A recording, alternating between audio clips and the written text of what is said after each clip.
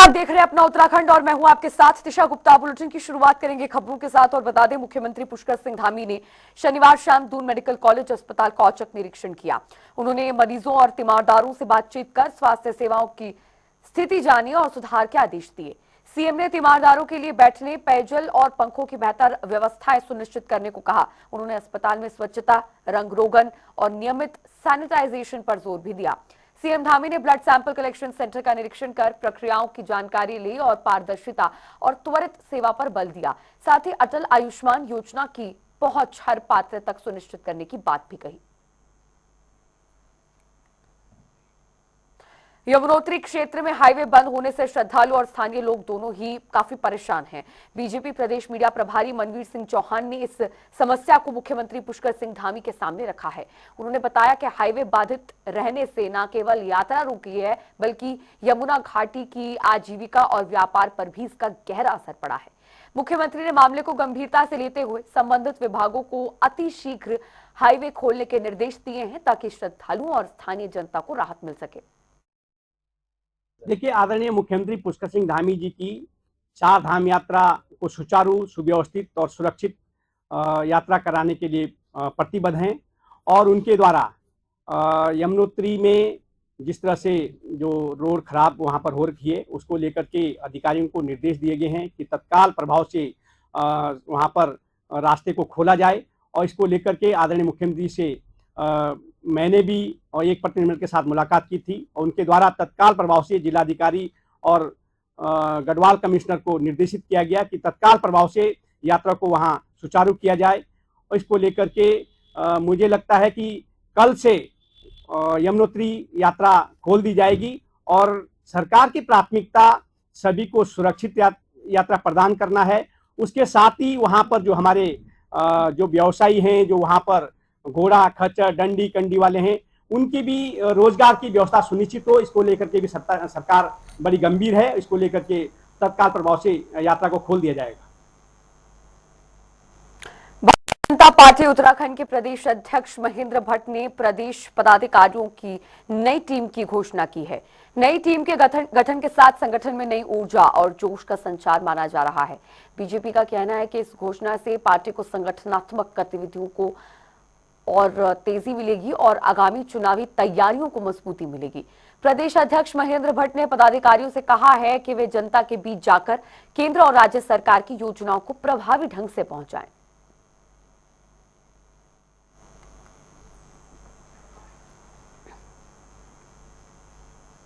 तो वहीं देहरादून में एलिवेटेड रोड को लेकर सियासी घमासान तेज है। कांग्रेस विधायक प्रीतम सिंह ने प्रेस वार्ता में बीजेपी सरकार पर हमला बोलते हुए कहा कि कांग्रेस ने 582 मलिन बस्तियों को मालिकाना हक देने की शुरुआत की थी, लेकिन बीजेपी इन्हें उजाड़ने का काम कर रही है। तो वहीं अब इस पर बीजेपी विधायक विनोद चमोली ने पलटवार करते हुए कहा कि किसी का घर या आशियाना उजाड़ा नहीं जा रहा, बल्कि विस्थापन के बाद बसाया जाएगा।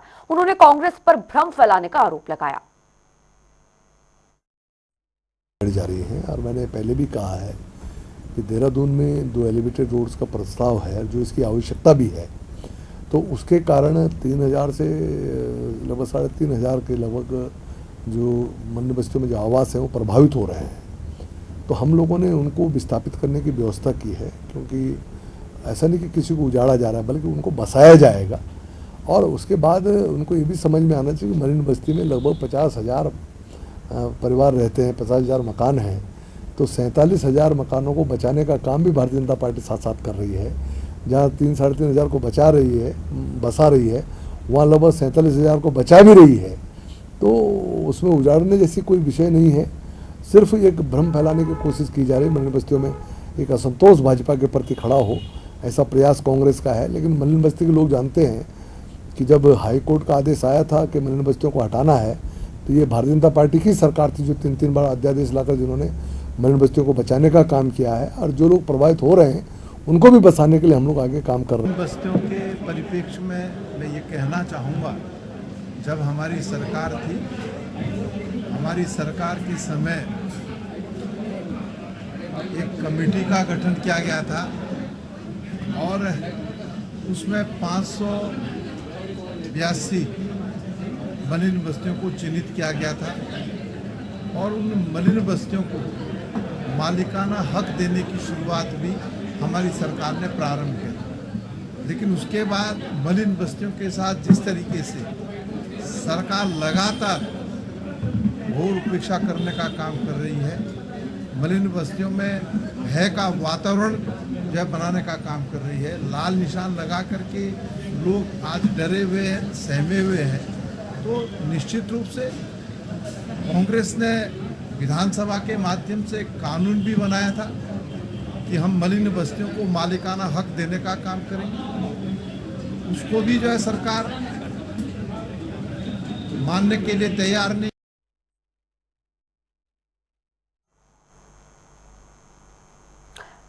और हर्षिल में आपदा के बाद कर्नल अजय कोठियाल के नेतृत्व में बनी जांच कमेटी ने अपनी रिपोर्ट सरकार को सौंप दी है। कमेटी के अध्यक्ष अजय कोठियाल ने बताया कि उन्होंने जांच की और रिपोर्ट बनाकर सरकार को दी है। रिपोर्ट में कई विषयों पर विस्तार से जानकारी भी दी गई है। मेरे को सीएम साहब ने, धामी जी ने भेजा था अपना रिप्रेजेंटेटिव बना करके कि जाऊं और जाकर के पहले तो देखूं किस प्रकार के असर आ रखे हैं डिजास्टर के पूरी धराली घाटी में और हर्षिल घाटी में, और उसके बाद में आगे हमें क्या प्रोसेस करनी चाहिए। तो उसी के बेसिस पे एक जो एनआईएम के पुराने इंस्ट्रक्टर्स हैं और जो धराली के प्रॉपर रहने वाले जो लोग हैं उनको लेकर के मैं गया था। 4 लोगों की टीम, हम 2 दिन वहाँ रुके थे। उसमें फिर जो आपदाग्रस्त लोग हैं उनसे मिले, उसके बाद जो डैमेज हुए हैं, किस प्रकार से प्राकृतिक डैमेज जो हैं उनको हमने देखा। उसके बाद में वहाँ पे किस प्रकार से एजेंसीज काम कर रही हैं, जो कि इनिशियली तो रेस्क्यू है और उसके बाद में रिहेबिलिटेशन की प्रोसेस में जाएं, उसको देख करके, और फिर डैमेज जो हो रखे हैं प्राकृतिक के डैमेज, उससे कहाँ पे असर आ रखा है। जैसे किसी जगह में झील बन गई, किसी जगह में सड़कें ऐसी टूट रही हैं कि वो पहाड़ ना बार बार नीचे आ रहे हैं जब जब सड़कों का दोबारा रिकंस्ट्रक्शन हो रहा है।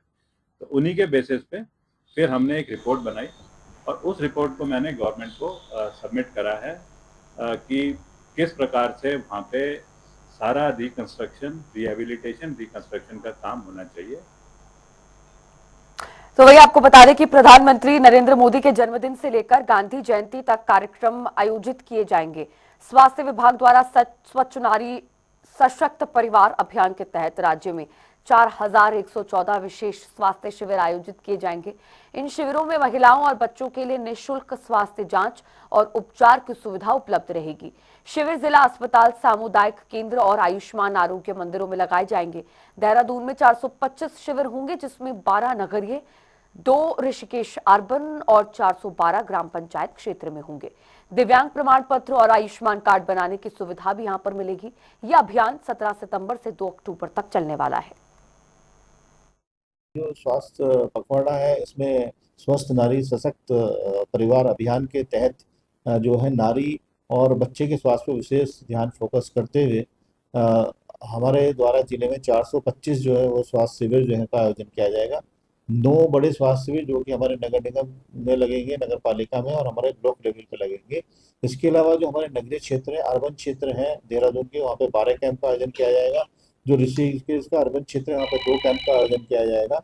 और जो हमारे ग्राम पंचायत के क्षेत्र है, वहाँ पे 402 कैंपों का आयोजन किया जाएगा। इस तरीके से 425 जो है वो कैंप जो आयोजित किए जाएंगे।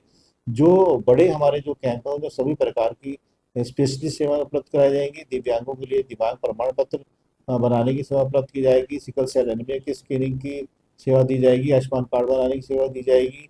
टीबी स्क्रीनिंग की सेवा दी जाएगी। सामान्य जांचों की सेवा दी जाएगी और सामान्य दवाई का वितरण भी वहाँ पे किया जाएगा। लोगों में पोषण को लेकर जन जागरूकता की जाएगी, एनीमिया के ऊपर जागरूकता की जाएगी और हाइजीन के ऊपर भी जन जागरूकता उसमें जो है वहाँ पे वो की जाएगी।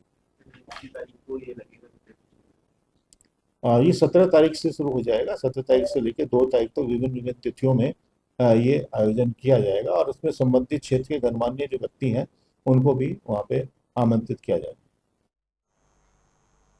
और अगली खबर हरिद्वार से है, जहां पर बीएचईएल कम्युनिटी सेंटर में निरंकारी मिशन द्वारा विशाल महिला संत समागम का आयोजन हुआ, जिसमें जनपद के कई क्षेत्रों से श्रद्धालुओं की भारी भीड़ उमड़ी। इस समागम में दिल्ली से आए प्रचारक ने आध्यात्मिक विचार साझा किए।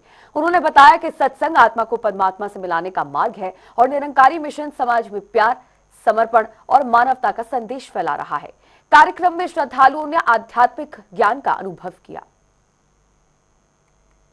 यही संदेश है कि जीवन में भक्ति को अगर वो अपना सबसे पहले प्रायोरिटी देती हैं तो उससे जीवन में हर तरह के सुख आएंगे उन्हें, क्योंकि हमारे निरंकारी मिशन में हम चाहते हैं कि भक्त सबसे पहले बने, स्पिरिचुअलिटी को करें।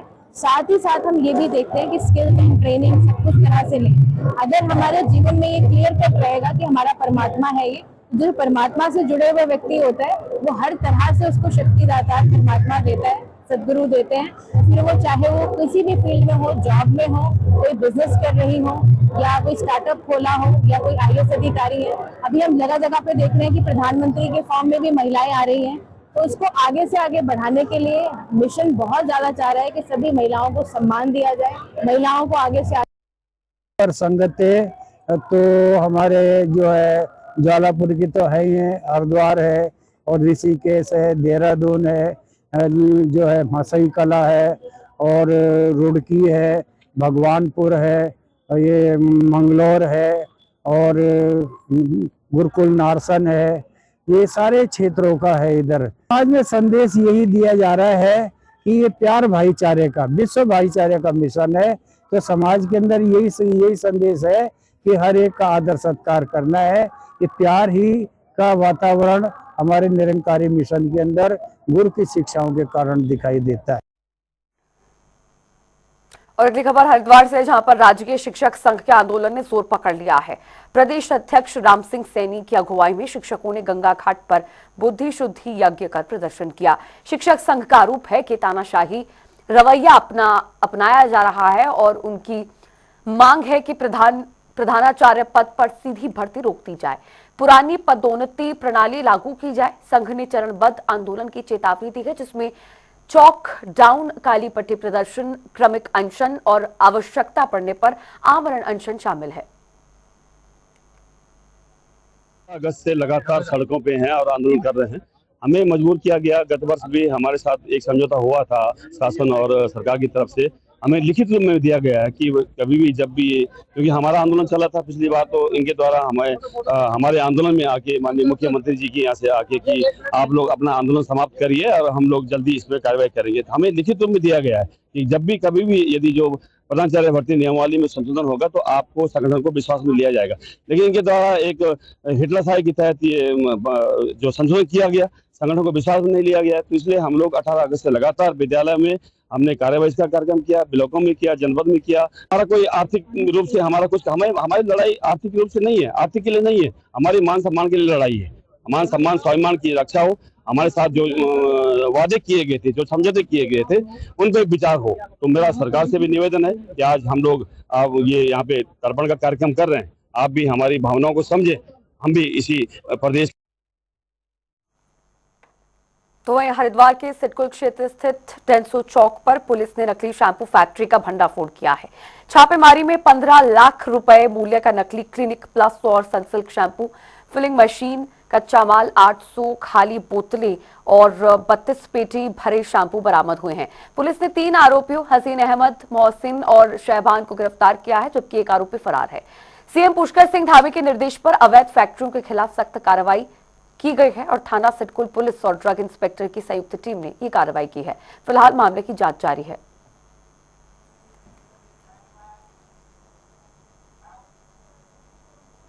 हरिद्वार में तेज और लगातार बारिश ने कई इलाकों की सड़कें जलमग्न कर दी हैं। रानीपुर मोड़, भगत सिंह चौक, ज्वालापुर और अन्य प्रमुख क्षेत्रों में पानी भरने से लोगों को आवागमन में गंभीर कठिनाइयों का सामना करना पड़ रहा है। विशेषकर मुख्य व्यापारिक और आवासीय क्षेत्रों में जलभराव के कारण वाहन चलाना मुश्किल हो गया है। स्थानीय लोग पैदल चलने में भी परेशान है और प्रशासन से जल्द राहत की मांग कर रहे हैं। अधिकारियों ने कहा कि जलभराव पर काबू पाने के लिए उपाय किए जा रहे हैं ताकि जनजीवन जल्द सामान्य हो सके।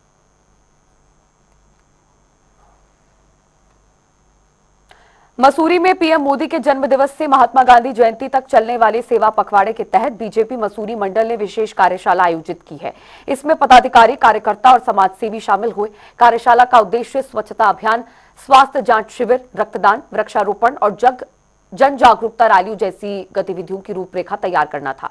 भाजपा महानगर उपाध्यक्ष संकेत नौटियाल ने कहा कि सेवा पखवाड़ा केवल प्रचार नहीं बल्कि वास्तविक जनसेवा का माध्यम है। मंडल अध्यक्ष रजत अग्रवाल ने कहा कि इसका उद्देश्य पीएम मोदी के सेवा दर्शन और सरकारी योजनाओं का लाभ आम जन तक पहुंचाना है। इस बार सेवा पखवाड़ा 17 सितंबर से लेकर 2 अक्टूबर तक चलेगा। इस सेवा पखवाड़े में रक्तदान शिविर का आयोजन किया जाएगा। इस सेवा पखवाड़े में युवाओं के लिए दौड़, युवाओं के लिए खेल प्रतियोगिताएं, चाहे वो बालक स्तर पर हो, चाहे वो युवा स्तर पर हो। इसके अलावा दिव्यांगजनों को जो आवश्यकता अनुसार सामान बांटने का कार्य किया जाएगा, जो उनको आवश्यकता अनुसार करा जाएगा।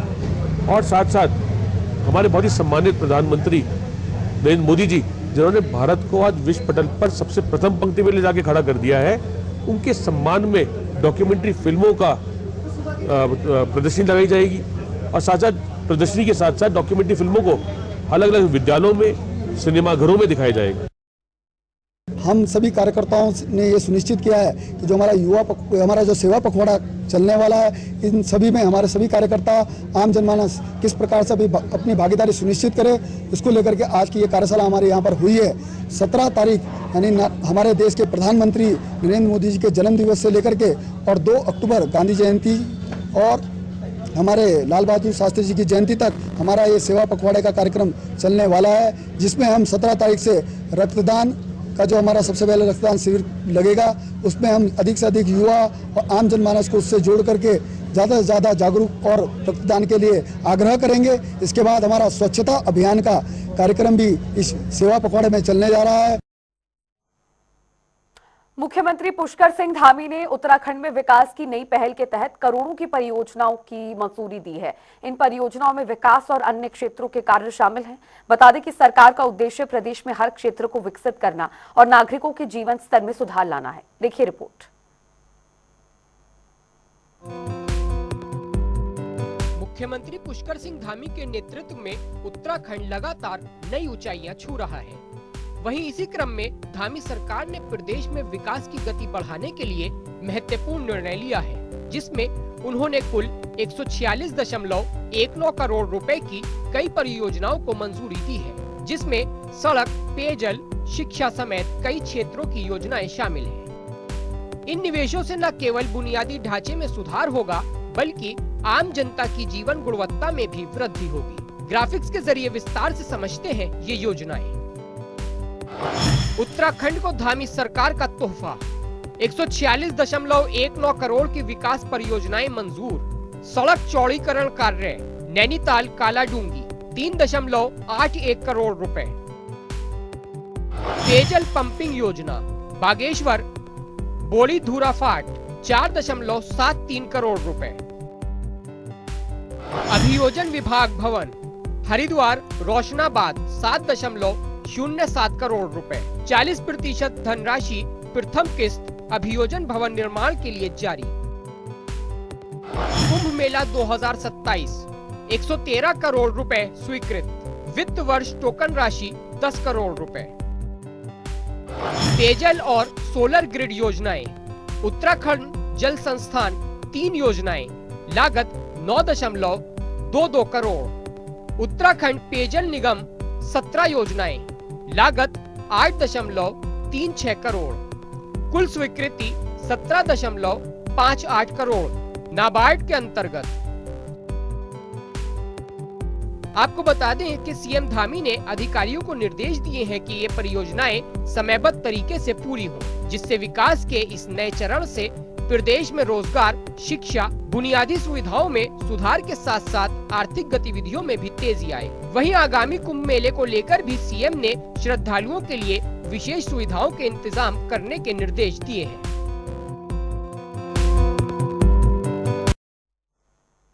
और इस बुलेटिन में फिलहाल के लिए इतना ही। रुक रहे हैं एक छोटे से ब्रेक के लिए।